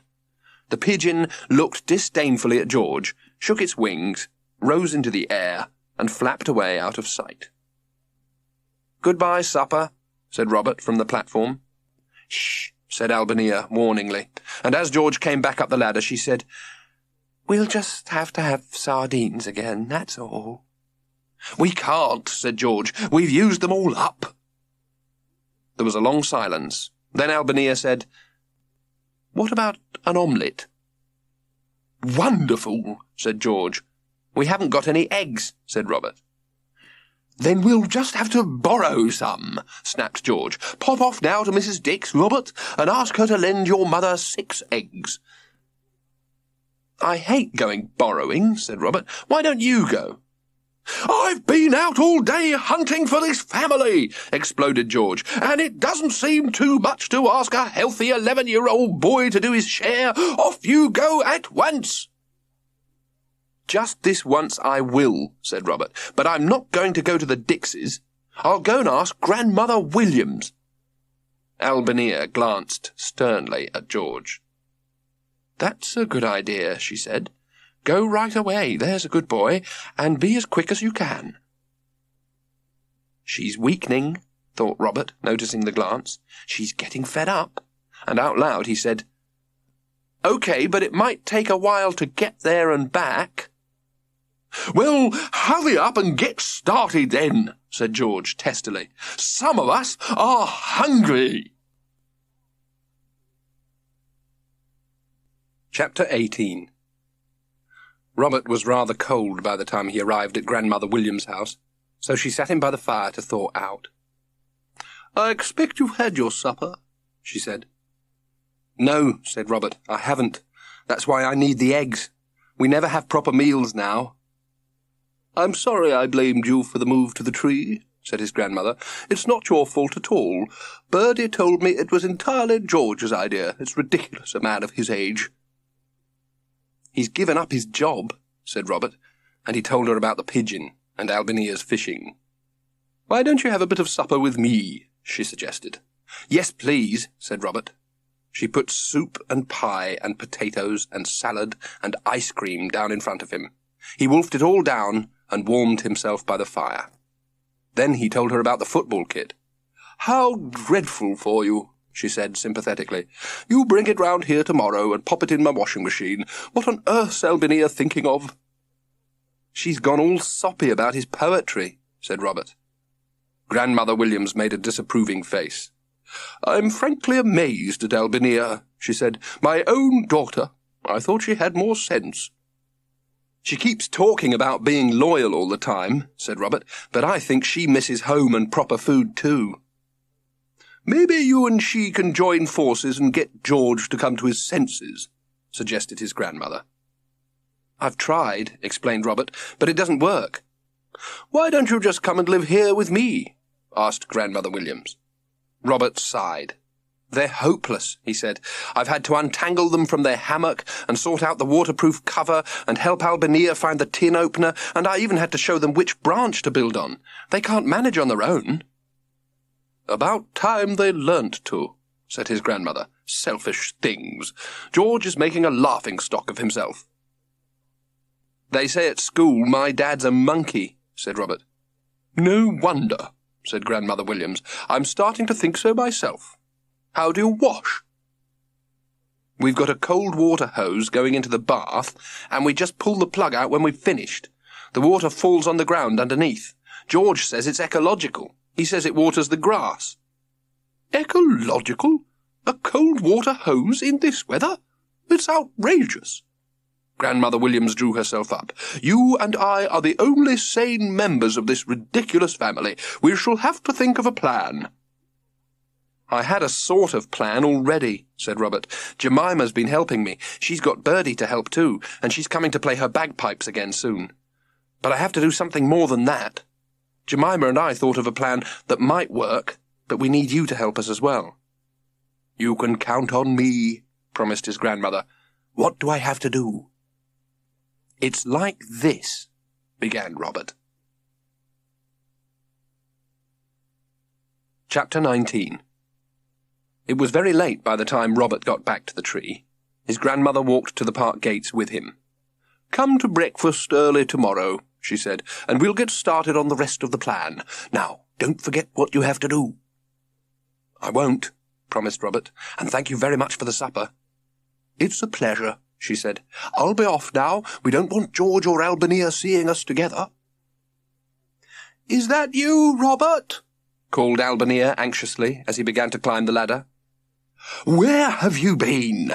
We've been worried," said George. "Did you get the eggs?" "Here," said Robert. He reached across to pass them to his father, and as he did so, he allowed his hand to slip and let the eggs smash onto the platform. "Oops!" cried Robert. "Help! Oh, sorry! Oh, gosh! Oh, it looks as if they're all broken." Albinia began to cry. "The branch brushed my face," explained Robert untruthfully. "We've got nothing to eat now," wept Albinia. Robert didn't like seeing his mother cry, but he thought about his plan and said nothing. "I'm really cross with you," snapped George, glaring at Robert. "Of all the stupid—" And then something extraordinary happened. Albinia stopped crying and began to get annoyed. "How dare you tell Robert off?" she cried. "Sending him out like that in the dark? You should be ashamed of yourself, George Parker." And she flounced off to the hammock. George looked stunned. "Now see what you've done," he said to Robert. "You'll just have to go without supper tonight." Robert smiled kindly at his father. "It's all right," he said. "Don't worry about me. I had mine with Grandmother Williams. We had hot soup, and pie, and lovely potatoes, and—" "Be quiet," said George, "and go to bed at once." Robert went off meekly, got into his pyjamas, and slipped into his hammock. He was smiling to himself as he fell asleep. Chapter 20. Promptly at 6 next morning, they were woken by the skirl of Birdie's bagpipes. "Oh, no!" groaned George from under the blankets, and Robert heard Albania say through clenched teeth, "I've had just about enough." He yawned, got up, and got dressed, waving secretly to Birdie. His parents were both sitting huddled on the platform, looking dreadful. Albania shivered miserably over her cup of tea. "Would you like me to play you my new flute piece?" asked George. "No," said Albania shortly. "I need a pee," said Robert, "but the park toilet's still locked." "Just do it through the branches onto the ground. It won't hurt for once," said George. "I can't with that lady down there. I might wet her," pointed out Robert. "Good thing too," muttered George. "Really," said Albania, "just climb down and go behind a bush." "Someone might see," objected Robert. Albania considered. "You'll simply have to pop over and use the loo in our old house."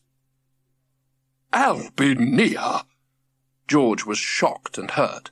"We agreed we wouldn't go back to the old house except in an emergency." "This is an emergency," said Robert. "If I have to wait much longer, I'll wet myself." "Here," said Albania, "take the key and make sure you lock up afterwards." It was eerie in his old house. It seemed very empty without anyone living in it, and it smelt a bit sad and damp. He looked into his bedroom and sighed. All his posters and his Space Wars duvet cover and his computer were still there. Even his dressing gown hung waiting on the back of the door. "I'll be back soon," he promised the empty room, and went off to the tree, stopping on the way in the kitchen to collect something he'd just thought of from the cupboard. Birdie was still playing as he climbed the ladder, and she winked at him. "Here's the key back," he said to Albania. "How's the house?" she said. "Fine," said Robert. "Just comfortable and ordinary. It's warm, too." "Oh," said Albania. "I brought you this," said Robert, holding up a tin. "I got it from the kitchen cupboard." George and Albania leaned forward eagerly. "How thoughtful of you," said Albania. "What is it, dear?" Robert forced himself to keep a straight face. "Tapioca," he said innocently. "I thought you might like it for breakfast." "Tapioca?" snorted George. "For breakfast?" Albania shot George a warning look. "That's a very nice thought, Robert," she said, "but I think if you don't mind, I'll keep it for supper. Shall we go and try and find some mushrooms together?" "I can't," said Robert. "I promised Mr. Keene I'd get a stick insect for the nature table, so I have to go in a minute." Birdie gave a particularly loud blast on the bagpipes, and George put his hands over his ears. "What about your breakfast?" asked his mother. "I had such a delicious big supper last night," said Robert cheerfully, "that I don't think I'll need breakfast this morning." He collected his school things, kissed George and Albania, and started to shin down the trunk. "Good luck with the mushroom hunting," he called. He set off whistling, picked up a stick insect, and made his way to his grandmother's house. She had a huge breakfast set out waiting for him. "And a decent packed lunch," she said. "Those two idiots, both of them." "I think it's starting to work," said Robert through a mouthful of sausage and egg. "I think Mum doesn't like it so much anymore. She's starting to get hungry." "What about your father?" "Dad'd never admit he was wrong," said Robert. Grandmother Williams shrugged. "I'll make that phone call to the newspaper office later on," she said. Robert grinned at her. "By the way, I was thinking about the teasing," she said. "What?" said Robert. "At school. When they tease you, try to take no notice. It's hard, I know, but the less you react, the sooner they'll give up." "That's what Jemima said," said Robert. "She's right," said his grandmother. "Take no notice, and next week they'll be on to something else." "It's half-term at the end of next week," said Robert. "Do you think we'll have got them back home by then?" "Oh, Lord, yes. I wouldn't give them longer than 3 or 4 days myself. I hope you're right, said Robert, feelingly. End of Side 3. Side 4. Chapter 21. He walked home with Jemima after school. "Jemima's your girlfriend," called Dennis. "You're really boring, Dennis," said Jemima. "Didn't anyone ever tell you that before?" "The ape man's in love," said Andy.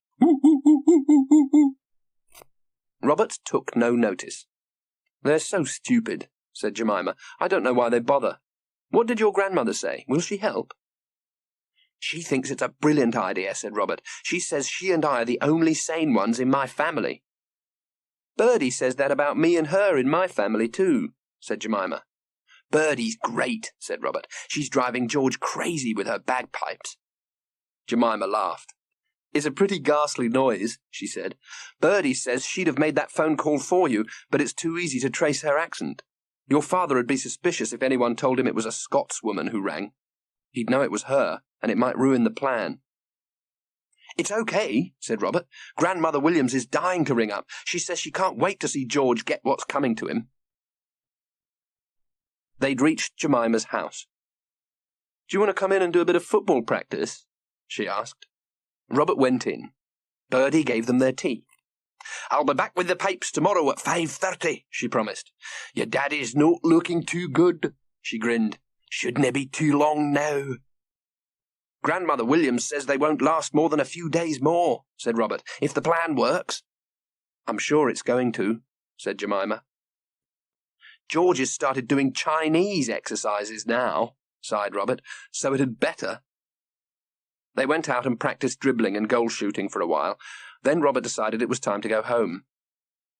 "She was going to try to ring today," he told Jemima, "so maybe it'll have started working by the time I get home."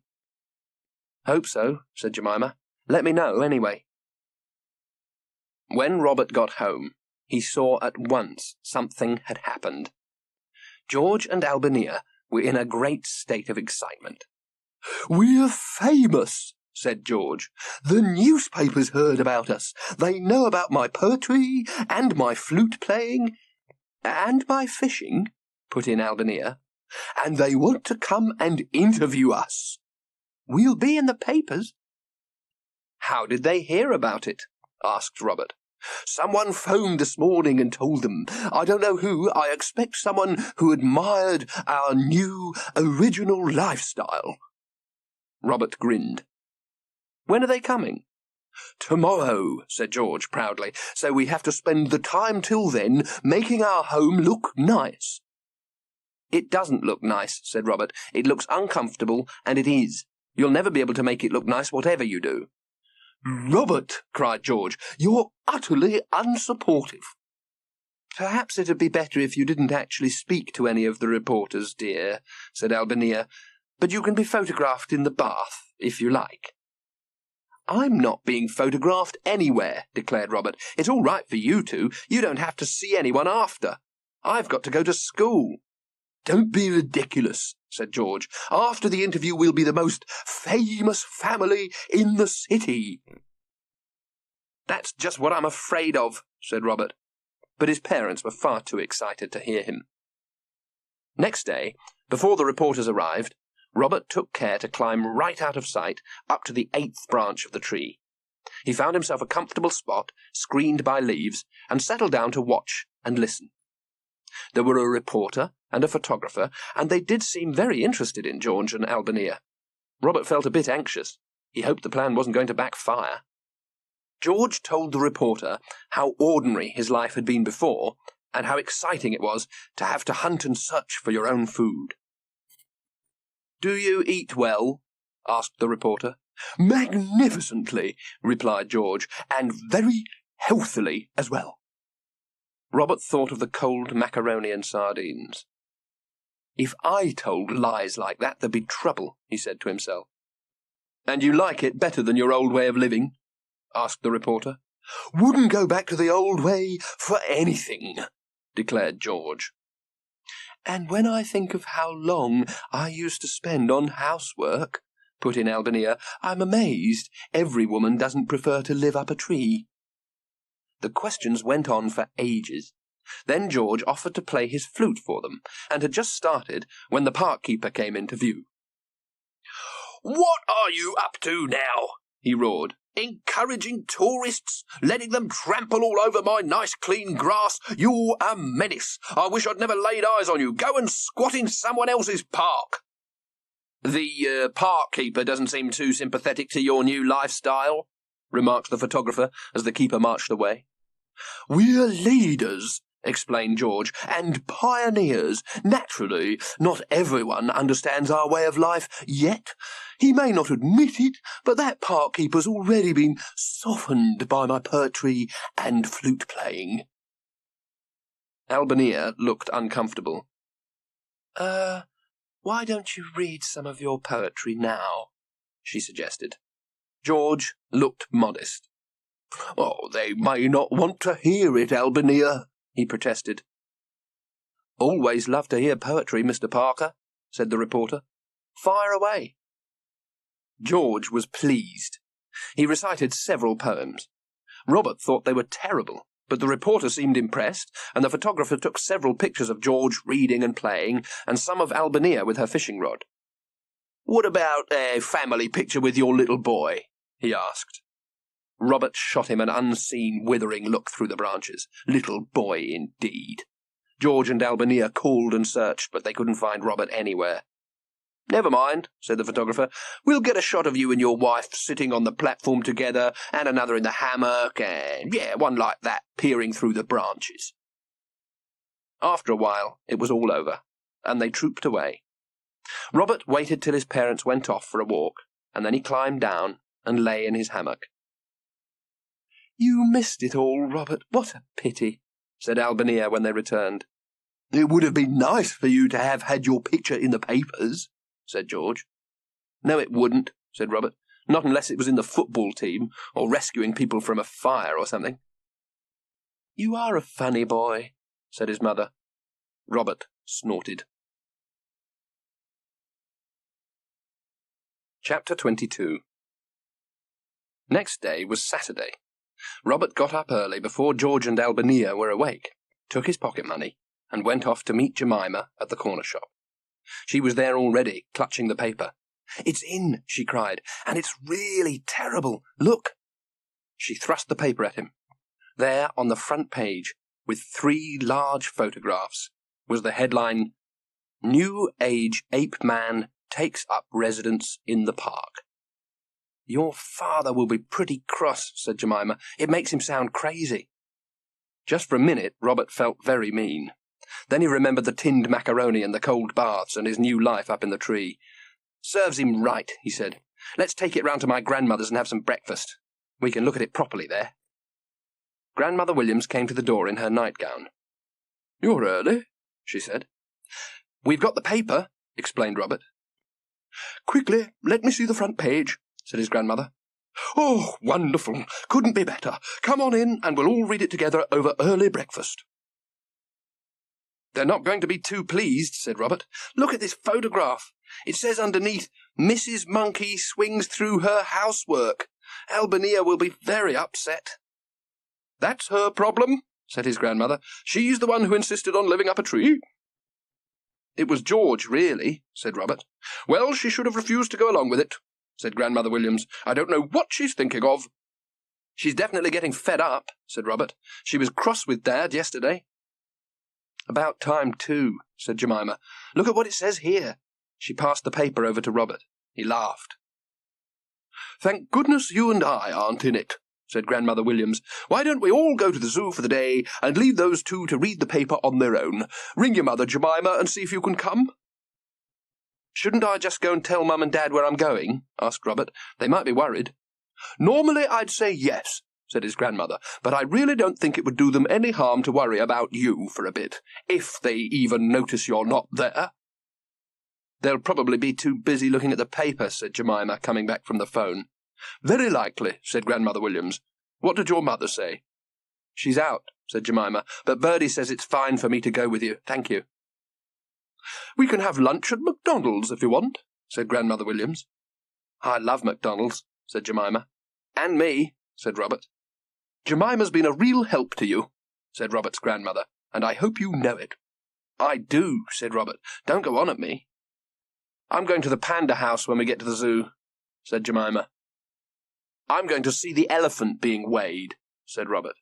"Well, don't start arguing," said Grandmother Williams. "I'm sure there'll be time to do both. Why not get ready now?" Robert went back to the tree house after a very satisfactory day with his grandmother and Jemima. His grandmother had given him an early supper, just in case, and he was feeling much happier than he had for a long time.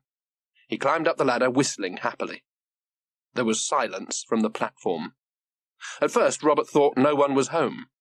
Then he realized both his parents were there, but were sitting coldly, ignoring each other, at opposite ends of the platform. "Hi," said Robert. Silently, Albania held out the paper. "Read that," she said. Robert read the story again, being very careful not to laugh. "Well," he began. "How disgusting!" cried Albania. "What a dreadful, degrading article! And look at the picture. 2 savages leering out of a tree." "But you do look a bit like that," said Robert. "Your hair's grown, and so's George's, and his beard." "That's very unkind of you," said George. "It's just an unflattering picture." "It is not," shouted Albania. "You do look like that. I've got so used to you I hadn't noticed, but your hair's all bushy, and your beard's stubbly and awful, and I used to be so proud of you." "How disloyal!" cried George. "I'm ashamed of you." Albania picked up her fishing rod and broke it over her knee. "I've had enough," she yelled. "I'm hungry all the time, and I'm cold, and I want to go home." "Never in a million years," said George firmly. "You can be feeble and boring and unexciting and go back to the old life if you want to, but I shall stay on with my poetry and my flute and my new life." "You could always play the flute and write poetry in the old house," said Robert. George ignored this. "Just don't talk to me. I'm going to have my bath," he said grandly. "Don't disturb me, please." And he went off. Albania looked angrily at Robert. "What a horrible article," she said. "Those reporters made it all different from the way it really is." "I think they made it sound better," said Robert. Albania looked upset. George was singing in his bath. He had put the words of one of his poems to the tune of "A Life on the Ocean Wave." Robert sighed. "Where have you been all day?" asked his mother. "We had no idea what had happened to you." "I went," Robert began, but his words were drowned in a torrent of screaming and shouting. Albania and Robert moved to the edge of the platform and peered over. At the foot of the tree stood the park keeper, soaking wet and furious. "How dare you!" he spluttered. "You fool! You imbecile! You trespasser! I'll have you put out of that tree if it's the last thing I do, drenching a park keeper in the execution of his duties. I'll have the law on you." George was standing in the bath, wrapped in a big blue bath towel. "You are standing under my bathroom," he said grandly. "You have positioned yourself right where the water pours down the plug hole, so you have naturally got wet." "Your bathroom?" roared the park keeper. "What are you talking about? You're up a tree, letting water fall down on innocent people's heads, and cold water at that." "This tree is my home, and you are standing under my bathroom waste pipe. I can't be held responsible for what happens to you," said George. "Right," said the park keeper. "You're for it, you are." And he shook the water off his cap and strutted off. "I think George is making a serious mistake," said Robert. "So do I," said Albania. But neither of them said anything to George. Chapter 23. Half an hour later, Robert heard movements under the tree. He craned down and saw the park keeper raking up leaves and papers into a large pile. "Look," he whispered to his parents. The park keeper looked up at the tree and scowled, then lit a match and dropped it right into the middle of the pile. Smoke began to drift upwards, and very soon they were all coughing and spluttering as great clouds of it floated round them. "Serves you right," shouted the park keeper from below. "Smoke out, vermin! That's what you always do." "I pay my taxes, and I've got every right to live here," bellowed George. "And I've got every right to light my fires where I choose," retorted the park keeper, and he strode away triumphantly. Up the tree, they were choking and gasping. "We'll have to go for a walk till it dies down," said Albania. "It's 7 o'clock, said George. "It's supper time." "We can't cook supper in all this smoke," said Albania. "Come on, George, don't be so gormless." George looked offended, but he picked up his flute and climbed down the trunk with Robert and Albania. Robert was in good spirits. Things were going nicely. Tomorrow he would slip over to his grandmother's and let her know. Albania was talking about the newspaper article again. "Your poems don't seem the same written down like that," she said to George. "They're meant to be read aloud by someone who understands art," said George loftily. "Oh, George, don't be silly," said Albania. "They ought to look just as good written down." "You've obviously lost confidence in me," said George. "No," said Albania.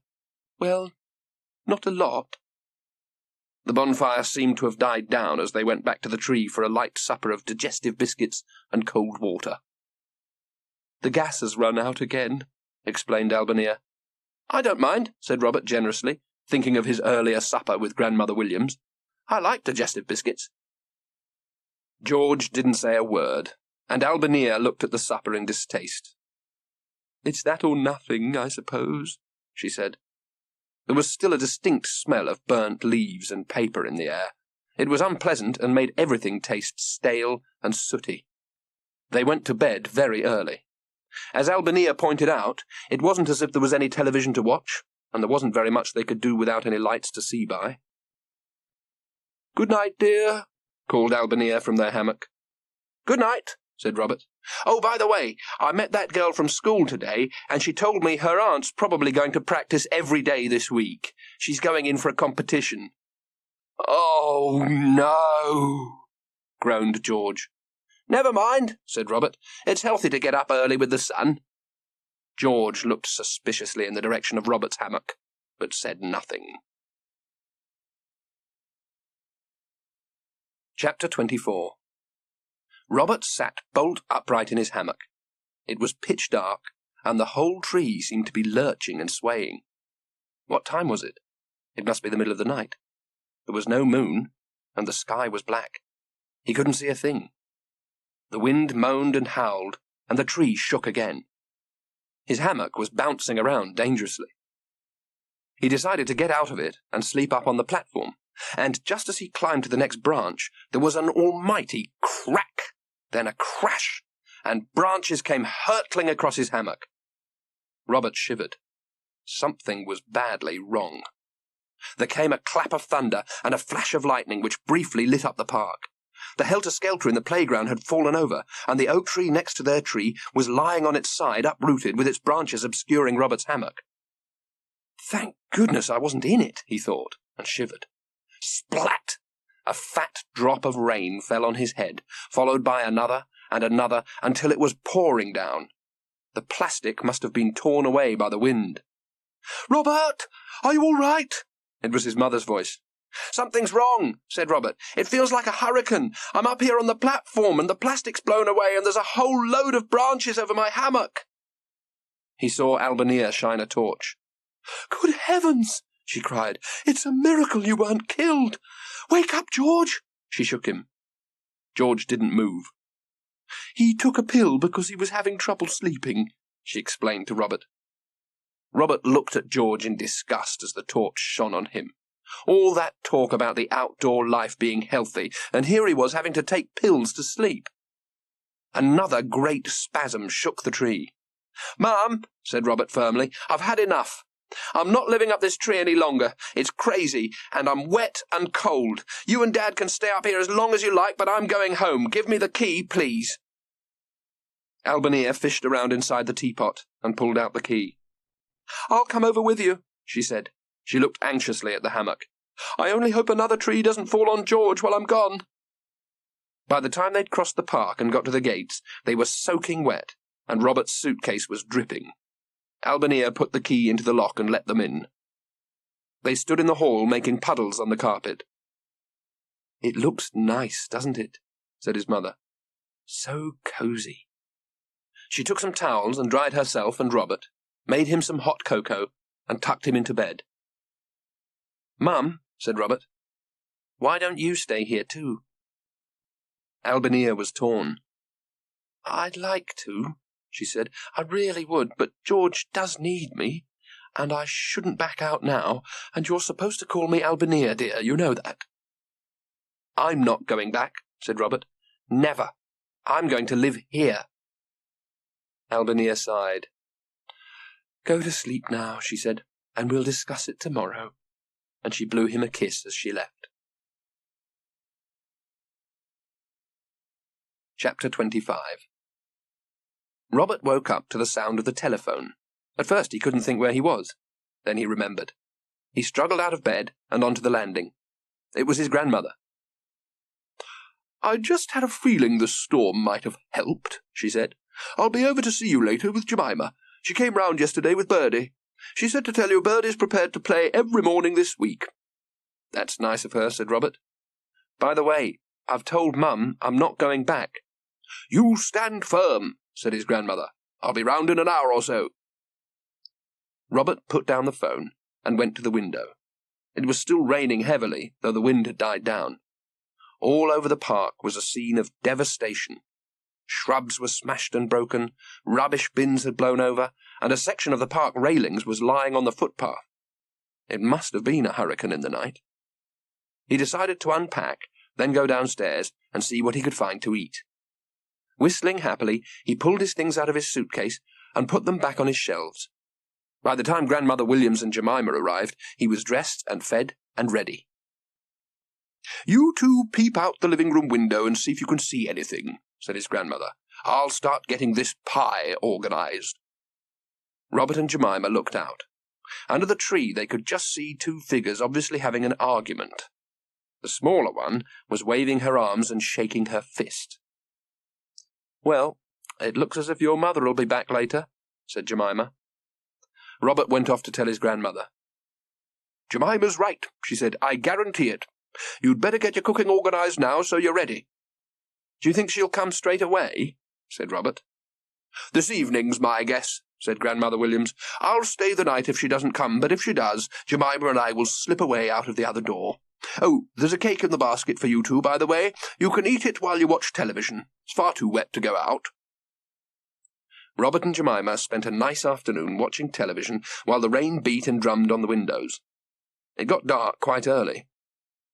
"Put the light on now," said his grandmother, "just long enough for them to notice it and see how inviting it looks. Then draw the curtains. Jemima and I'll stay out of sight." They played computer games for a while, then Jemima went to peep out of the window again. "I can't see anything," she said. "It's pitch dark out there, but it's still pouring with rain. They must be soaked.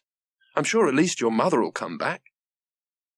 "Dad's really stubborn," said Robert. "I don't think he'll give up very easily." "He must be awfully stubborn to stay out in this weather," said Jemima.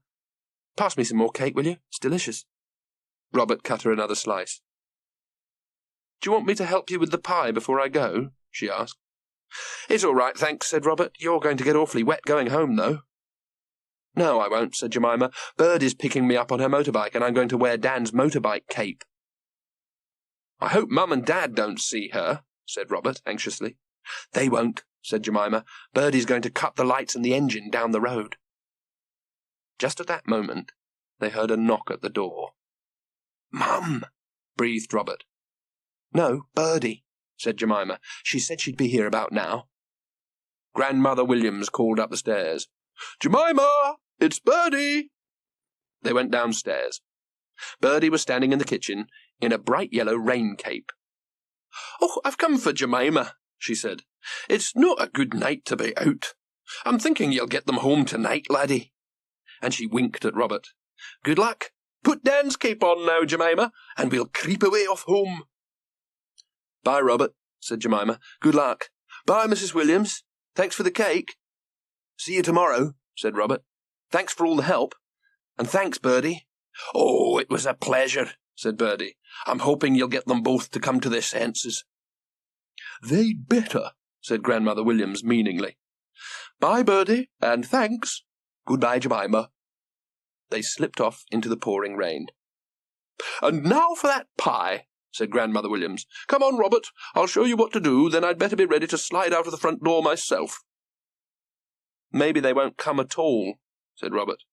"We'll just have to wait and see," said Grandmother Williams. "But at least the weather's on our side." Half an hour later, Robert put the pie in the oven, put the potatoes on to boil, and made a salad. Then he set the kitchen table for one. Outside, it was still raining. There was a scuffle at the back door. Grandmother Williams went quietly into the hall, winked at Robert, and vanished. Then there came a timid knock. "Who is it?" called Robert. "It's Mum, dear," said Albania's voice from the porch. Robert unlocked the door. "Hello, Mum," he said. Albania was carrying a bag with quite a lot of her things in it. "It's terribly wet and cold out there," she said. "I know," said Robert. "I think I'm getting a chill," said Albania. "You probably are," said Robert. Albania sniffed. "Something smells very good," she said. "Oh, just pie and potatoes," said Robert, and he went on getting the meal ready. It does smell delicious," said his mother, drying her hair on the kitchen towel.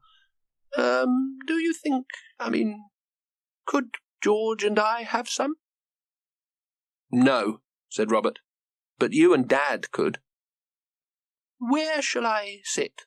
asked his mother. "No need to sit down," said Robert cheerfully. "Go back up the tree, and I'll put it in the bucket when it's ready. You can haul it up." His mother looked embarrassed. She cleared her throat awkwardly. The thing is," she said, "I'm not going back up the tree. I've come home. George is staying up there on his own."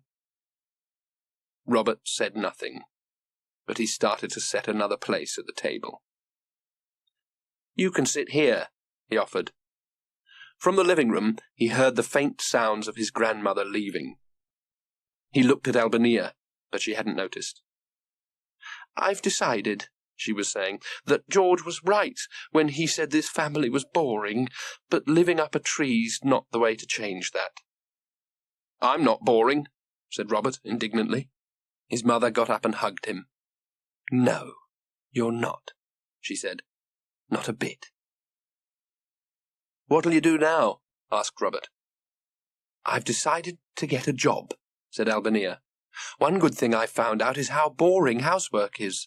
From now on, we'll have a rota and divide it up amongst all of us." Robert drained the potatoes, put on the oven gloves, and carefully took the pie out of the oven. "Robert!" cried his mother. "How magnificent!" Robert looked modest. "Just an ordinary pie, really," he said as he set it on the table. "It looks absolutely delicious," said Albania, "and I'm starving." They'd just started to eat it when there was a noise at the back door. They looked at each other. The door opened, and there, looking shamefaced, stood George. "Hi, Dad," said Robert. "It's a bit cold up that tree," said his father. "It's lovely and warm in here." "That's what Mum said," said Robert. "What's Mum eating?" asked his father. "Oh, just a bit of pie and potatoes and salad," said Robert. "It looks wonderful," said George greedily. "I wouldn't mind a bit myself." "I'll bring some afterwards and put it in the bucket for you," offered Robert. The thing is, said his father, I mean, he stopped. Yes, said Robert. I was thinking, went on his father, that there's nothing to stop me taking flute lessons, even if I don't live in a tree. No, said Robert, through a mouthful of pie. That's what I said the other day. We could go on foreign holidays, said George, and do interesting things at home. I'm going to get a job, announced Albania. That's a good idea, said George. Well, said Robert, if you go on back up the tree, I'll bring your pie over as soon as I can. George sighed. What is it, Dad? It's a bit lonely up that tree. Yes, said Robert. I think, said George, I just might move back home. It really does seem the most sensible thing to do. Robert set a place for George and dished out some potatoes and pie. George sat munching for a while, and then he said, What a wonderful meal. Just an ordinary pie and potatoes, said Robert. His father looked around. It's a very warm, cosy kitchen, isn't it? He said. Quite ordinary, really, said Robert. When you think about it, there's something rather nice about being ordinary, said his father. Comfortable, said Robert, like I've always said. Do you want me to give you and Mum a hand to bring the things back to the house tomorrow? If you don't mind, said his father, humbly. Robert smiled. It's all right, Dad, he said. Now, what about another bit of pie?